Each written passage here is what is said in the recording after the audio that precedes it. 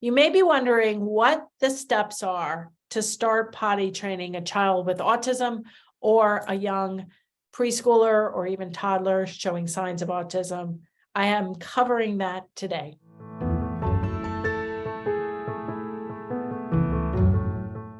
Hi, I'm Dr. Mary Barbera, registered nurse, autism mom, behavior analyst, and best-selling author.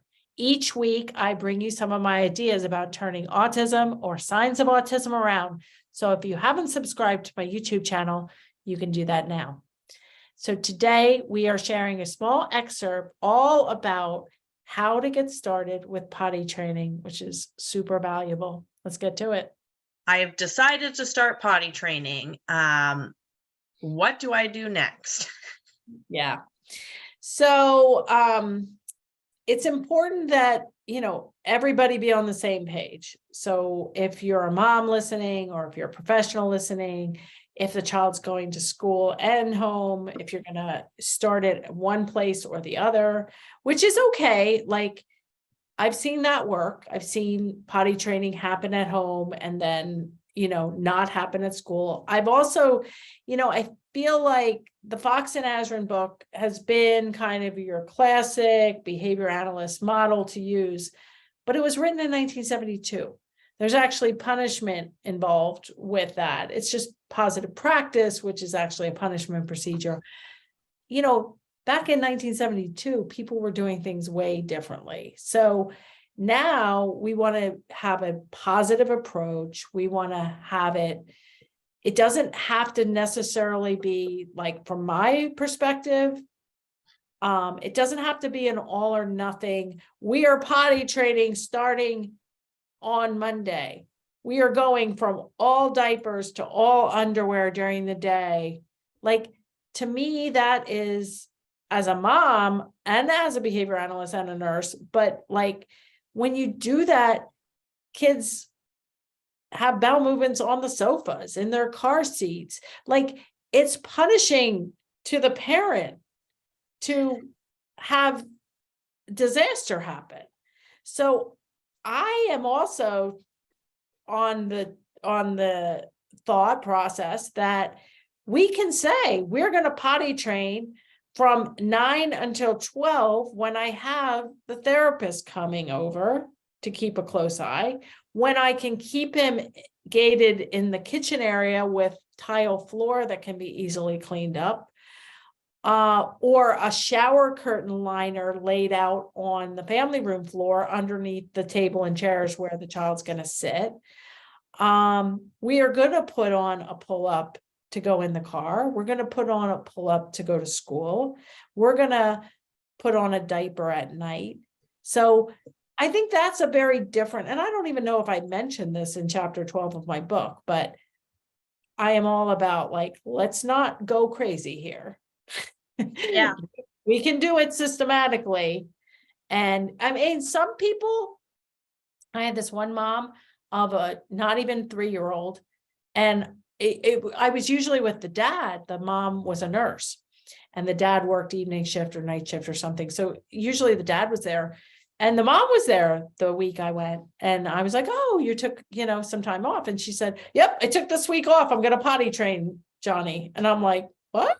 Like, really? Okay. Well, and I'm thinking I wouldn't have picked that for a goal, but she took the week off. And I mean, I gently, like, guided her for the couple hours I was there. And sure enough, with the end of the week, he was potty trained. So it's not to say this is going to take you months. In my experience, though, even intensive potty training has taken weeks or a couple of months, but it should not take years, and you should not have false starts and lots of disaster. So to me, so here's some of the steps to actually start. Pick the words you're going to use. If I'm calling it poop and Kelsey's calling it bowel movement and somebody else is calling it poo-poo and I'm calling it potty, she's calling it toilet, she's saying the loo, whatever. So pick the words to use for everything. Pick your reinforcement. Reinforcement needs to be usually very direct, immediate, and high. Like, well, I remember this one child who was like 12, and I don't know if I said this in the solo show or not, but like, this child was very impaired. He was 12. He had no language. He had very few reinforcements. He would just sit on this ball and bounce, and, and the parents and the staff really said, like, let's try to potty train him. And I'm like, well, we need something in the bathroom that's reinforcing. And I'm like, is there anything, I for some reason, I don't think the child liked to eat anything, whatever.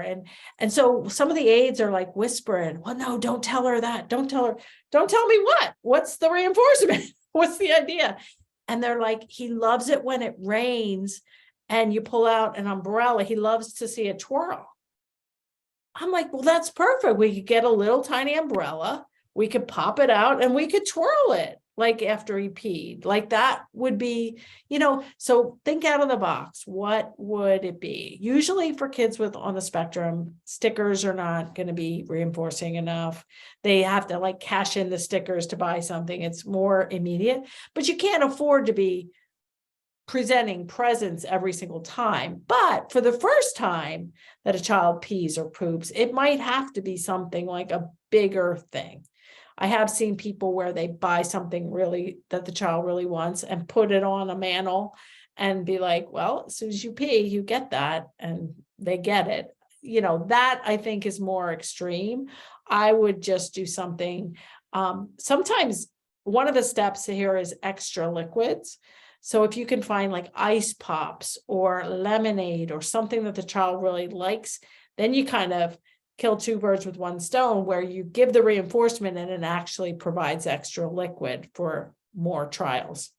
Yeah. One thing you told me once, Mary, that I'll add in, and I think one of your clients did this, was a gumball machine. I got this little gumball machine for like $10, and we would have coins, and they would get a coin and they'd put it in and get a gumball.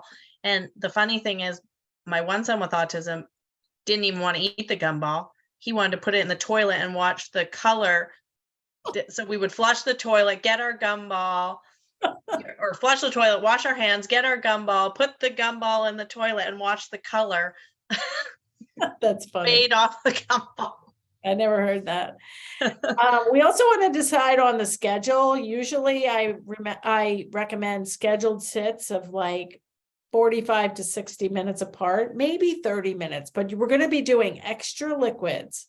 People are like, well, I don't want to do extra liquids. They don't like anything. If they like fruit, liquid, this is going to be a short-term thing too. So, even if you don't like them to have soda, but they love it, like maybe 4 ounces of a soda after each pee or something like that, just for the beginning process.